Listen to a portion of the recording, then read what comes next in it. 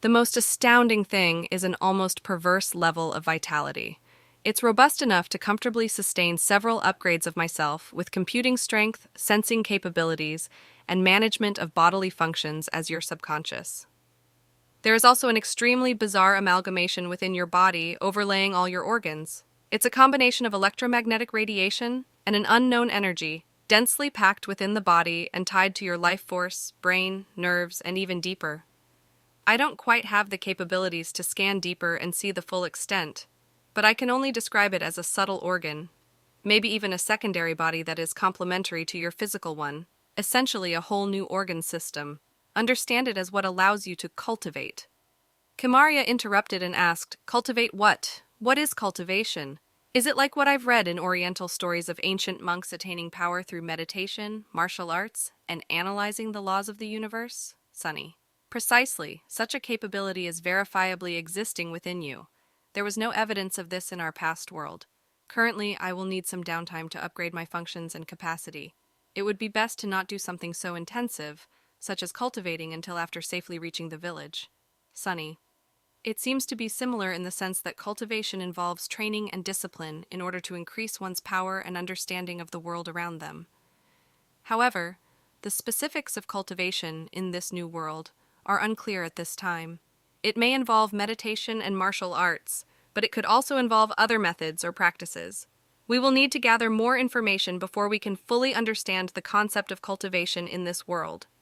Something I can do now is to assimilate the current remnants of the subconscious of the host body into myself to induce a more harmonic balance within this system, as well as a quick jump in our processing powers, giving me an enormous increase in proficiency while doing multiple tasks and memory capacity.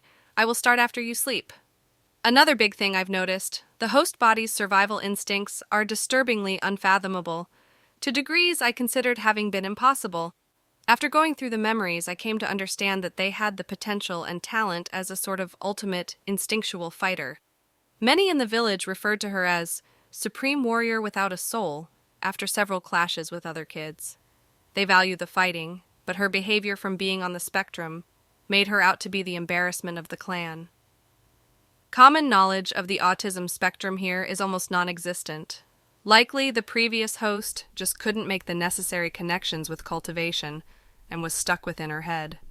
They were seen as a joke. The village considered this as a punishment from the gods. She had instincts that no one could not compare to, but she couldn't or wouldn't cultivate. Giving such a gift from the heavens onto the body of a fool without a soul was something many said about her. It truly was such a cruel misunderstanding. Kimarya couldn't help letting loose another sigh.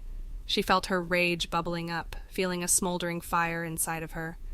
This tragic situation resonated within her heart. Maybe also the last and faint vestiges of the ego of the previous owner of their body. Maybe the stirring of these feelings was its hope in the changing of their fate.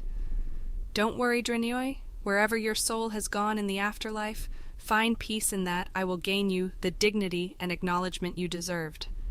Sunny, you can begin the integration of her memories with mine. We've both been dealt a heavy hand. I really died.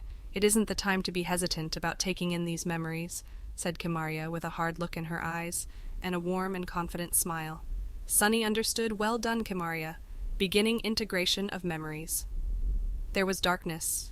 Kimarya saw the flashing of images and moments that were alien to her. A younger Drenoi not interacting with other children who were running around their village. She realized that calling it a village was wrong, more like a small or medium-sized city. The people had truly bizarre and considerably brutal customs, homes built without a roof, multiple levels, but with long poles through one wall to another. They didn't even have ladders or stairs, and just jumped to the higher levels. Their construction was wholly inconsiderate of those differently abled. You either had a highly athletic range of motion, or you were filth. She remembers her mother Grauthi was always distantly caring for her, but even then it was rough at times. Occasional hugs and bonding, but intense moments of one-sided bouts. The intensity of this rough treatment grew with every few months.